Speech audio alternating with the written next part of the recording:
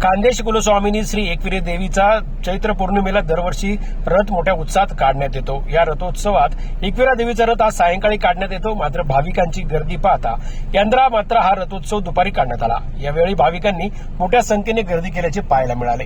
खान्देश कुलस्वामिनी आणि महाराष्ट्रातील 5वी शक्तीपीठ श्री एकविरा देवीचा रथोत्सव चैत्र शुद्ध पौर्णिमेला संपन्न होत असतो। चैत्र शुद्ध चतुर्दशीला राज्यभरातून आलेल्या तसेच परराज्यातून आलेल्या भाविकांचा नवस फेडण्यासाठी या ठिकाणी मोठी गर्दी होत असते। त्यानंतर चैत्र शुद्ध पौर्णिमेला दरवर्षी देवीची पालखी मिरवणूक काढण्यात येते। मात्र यंदा देवीच्या रथोत्सवाला मोठ्या भक्तिमय वातावरणात सुरुवात झाली आहे। धुळे शहराच्या विविध भागातून हा रथोत्सव पार पडणार आहे। आज सकाळपासून देवीच्या मंदिरात श्री एकविरा देवीच्या मुखवट्याची विधिवत पूजा करण्यात आली। तर विधिवत पूजा संपन्न झाल्यानंतर देवीची मूर्ती रथात विराजमान करण्यात आली। यानंतर ढोल ताशे आणि मंगलवाद्यांच्या गजरात देवीचा रथ शहराच्या विविध भागातून मार्गस्थ करण्यात आला। यावेळी महिला भगिनींनी देखील मोठ्या संख्येने गर्दी केली होती। हा रथ धुळे शहरातील विविध भागातून मार्गस्थ होत रात्री उशिरा एकविरा देवी मंदिरात दाखल होणार आहे। याबद्दलची माहिती विश्वस्त सोमनाथ गुरव यांनी दिली आहे। श्री एकविरा देवी रेणुका माता मंदिर ट्रस्ट एकविरा देवींचा यात्रा उत्सव सुरुवात झाली आहे। काल 14च्या मान मानता नवस्फूर्ती हा कार्यक्रम झाला। काल जवळजवळ 11:30 पालकांचे जवळ उतरण्यात आले।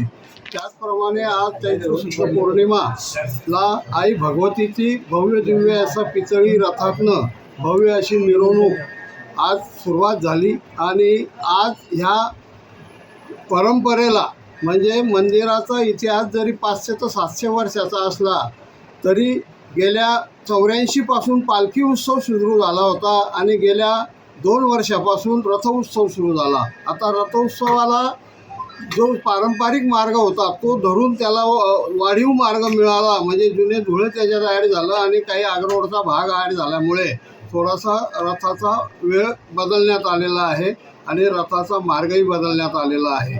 आणि त्याचप्रमाणे आज आई भगवतीच्या भव्य दिव्य रथातनं अशी मिरवणूक निघाली। सर्व भाविक भक्तगणांच्या साक्षीने मोठ्या उत्साहात कार्यक्रम पार पडलेला आहे आणि रथ उत्सव आता रात्री साधारण 1 वाजेपर्यंत मंदिरात परत येईल अशी अपेक्षा आहे। तरी सर्व ज्या भागातनं रथ जातो आहे, ज्या भागातनं रथ येतो आहे, आपल्या आपल्या दरवाजाला सगळ्या भाविकांनी सडा रांगोळा घालून आई भगवतीचं स्वागत करावा आणि आशीर्वाद घ्यावा।